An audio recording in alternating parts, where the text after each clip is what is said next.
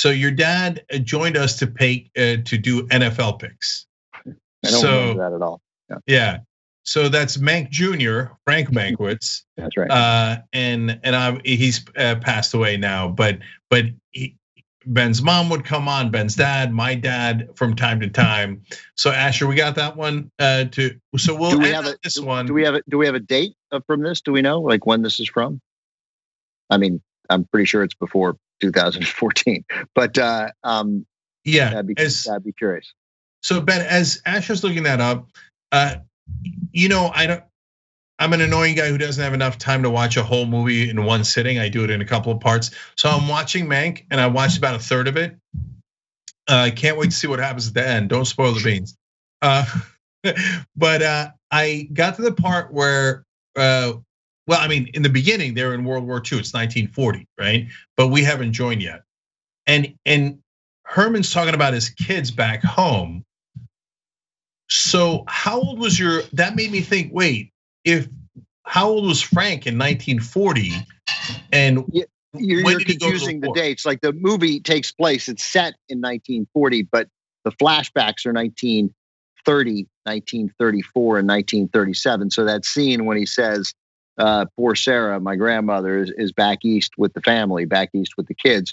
I think that was actually 1934 when that happened. It might even have been 1930. So, but I think it was 34. So my dad would either have been 6 or 10. Because in 1940 he was 16, and nobody would have needed to be back home with the kid. Right. And so, do you remember how old your dad was? Did he ever tell you? Do you remember when he went to World War II? My dad signed up on December 7th, 1941. My father was 17, and he enlisted. Probably as soon as he turned 18, he didn't wait to get drafted. And I was like, oh, that's badass that you enlisted and didn't wait to get drafted. And he instantly was like, everybody was going to get drafted. Like there's nothing heroic about it. I just wanted to pick. I got it. It's just like my dad, but he was like, I wanted to be able to pick where I went. And he went and he enlisted in the Army. And he didn't want to go on a boat. And then they were offering, I think, $25 more a month, maybe even more, maybe $50 more a month if you join the Air Force, which was part of the Army Air Corps. The Air Force wasn't independent of the Army then. And so he was really tempted for another $50 a month. But then he learned if you join the Air Force very quickly that you'd have to jump out of an airplane. And he was like, I'm fine in the Army. Army's fine. So December 7th, I feel like that's a date I should remember. Yeah, a date will live in our minds for a long time. Yeah. Wow, man, it's been a while. That was so 59, 79, almost 79 years ago. Next year will be the 80th. Yeah. Yeah, 79 years ago, almost exactly to this day. Ben's dad signed up for World War II. But Asher, what was the date that he came on if you found it? January 5th, 2013. Oh, all right. Okay. So he's picking playoff games then. Yeah, so this was the year before he passed. All right, let's watch. Welcome everybody to Al Jazeera Sports, a very special edition of the broadcast. TYT Sports, Ben Mankiewicz, Michael Schur, Frank Mankiewicz helping us make the picks this week. My father, Dad, how you doing? Good, thank you. Dad, you taught me how to gamble. Really? Yeah. Is that? And not a other thing. I was going to say, and by the way, and have you made a lot of money at it? Yeah. You're a terrible teacher. Yeah. That's what I was wondering. So Rick, of course, here producing the show. So Rick, we'll just make our picks for this week, right? Yeah. And unlike most weeks, we'll keep track and we'll see how my dad did. If he did okay, he won't be here next week, but we'll call him up and we'll. But don't we usually put some salad in the middle here? Yeah, sure. Okay. Yeah. All right. So we'll put you put $20 in. Sure. For whoever has the best week. Sure. Redskins, number 1. Redskins will cover. Rick? God, this is so hard because I hate agreeing with you. And the fact that he completed 9 of 18 passes in that final game in a must-win game against the Cowboys, it's really hard for me to pick the Redskins. Over 18.5 completions for Robert Griffin in that game. He completed 9.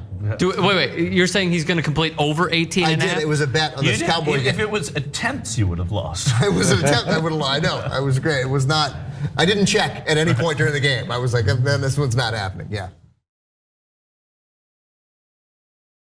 So, couple of things out of that. That was a quick one, but number one, Ben was joking about Al Jazeera Sports because we were in the old Current TV studio there, and at that point, Current TV had just gotten bought by Al Jazeera. Yeah. We did not stay. Hey, right wingers and Mendoza Frere, we did not stay in Al Jazeera. Okay, not that there's anything wrong with that, but we didn't. Oh, yeah.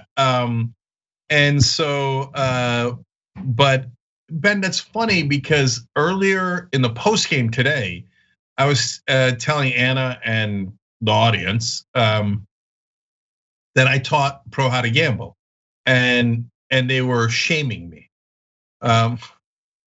He'll figure it out, right? Not, yeah. So my dad, my uncle Don, my dad's brother, was a serious gambler. I mean, he was a compulsive gambler. He bet a lot of money, and so every Sunday my dad and Don would talk in the morning, and they would discuss what football games to bet on.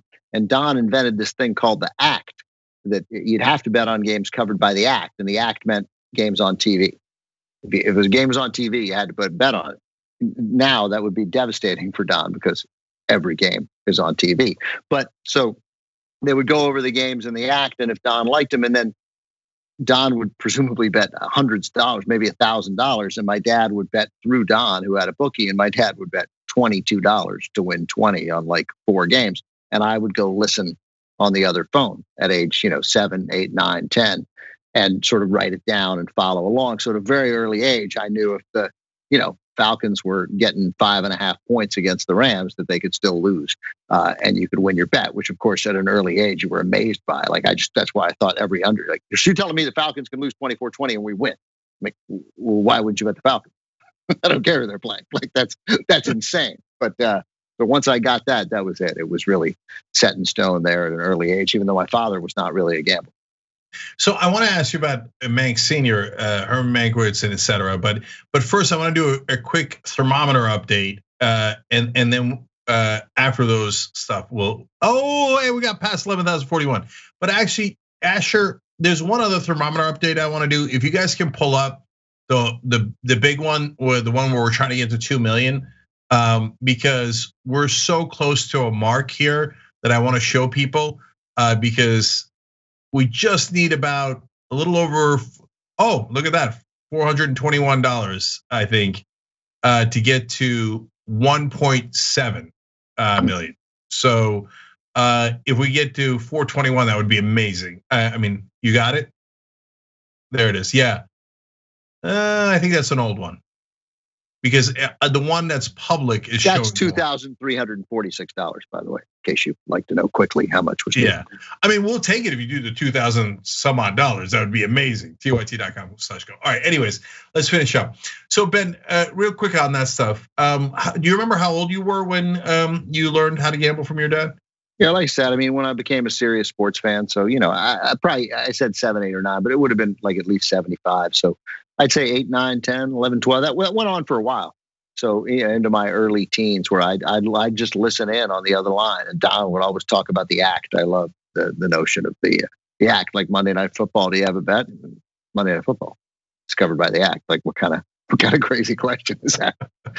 All right, I love that. And so I know Herman drank a lot. Did he also gamble a lot? Oh no, you'll see it. Of course, you'll see it in the movie. He was a compulsive gambler. He gave it to Don. I mean, my dad didn't drink or gamble really. I mean, like Dad would, when he knew I gambled, he'd call on the Kentucky Derby and he'd be like, let's put $50 on this horse. And then tonight he'd call back and he'd be like, let's make it 100, and I'll send you a check. Which of course he never did. But like, it didn't matter because I mean, it wasn't even vaguely. If I'd lost $2,000 on his account, I never would have paid. So I mean, it was but he didn't really. It didn't get him, and he didn't drink. He'd occasionally have a single malt scotch, but I mean, he'd never have a second one. My brother said he got drunk one time that he saw growing up. My brother's 12 years older, so no, he didn't get it. But apparently skipped a generation. But Herman gambled a ton. I mean, my brother was asked in one of these interviews to promote the movie. What's the what's the biggest misconception about the Mankiewicz family, as if all of America has some conception of it, but the movie world that cares about it, and the political world, I guess, a little bit. And my brother answered incredibly quickly. He goes, "Bet we're rich."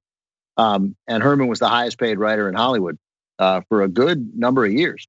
And when he died in 1953, my grandmother had no money, and she was able to stay in her house, a nice, tiny little house in Brentwood, California, a really nice neighborhood. But through the generosity of one of her sister's husbands, and John Houseman, the producer. I mean, she didn't own the house. People just let her stay there because they cared about Herman. They cared about her.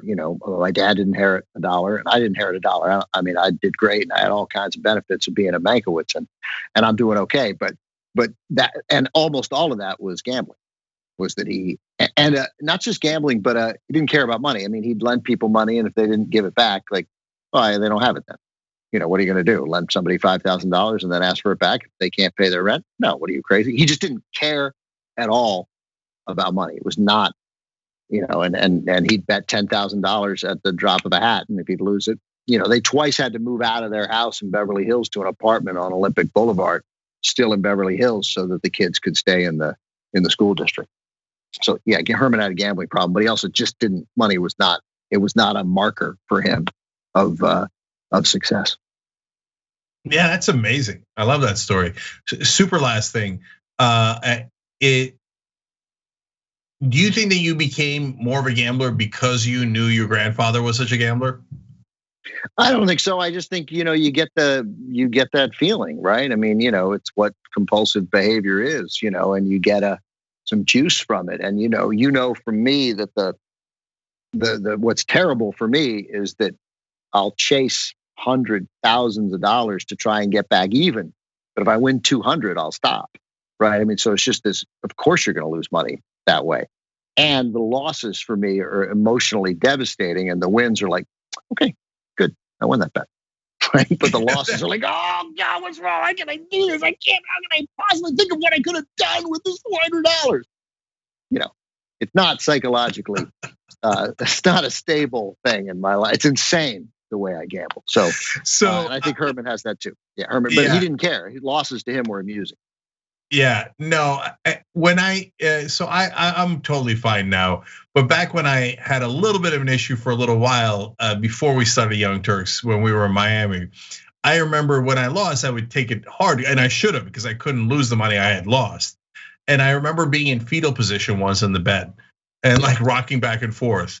But the one thing I got over you, Ben, is when I win, I'm like, yes. No, you feel joy in a much more robust way than I do. Yeah.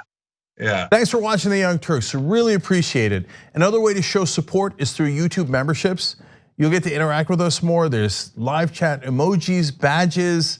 You've got emojis of me, Anna, John, JR. So those are super fun. But you also get playback of our exclusive member-only shows and specials right after they air. So all of that, all you gotta do is click that join button right underneath the video. Thank you.